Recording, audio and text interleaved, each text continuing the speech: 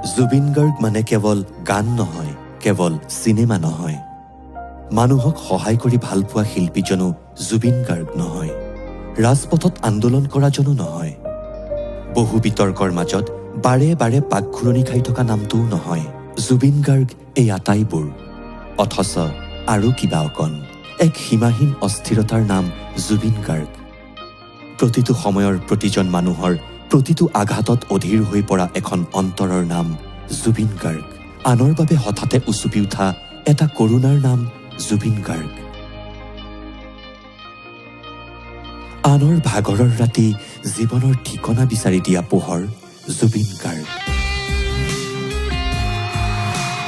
যোৱা ৩টা দশক এজোপা ইউকেলিপ্টাছ গছৰ দৰে থিয় হৈ থকাটো সহজ নহয়। জুবিন গাৰ্গ হোৱাটো ধেমালি নহয়। Being Zubin Garg is not a matter of joke.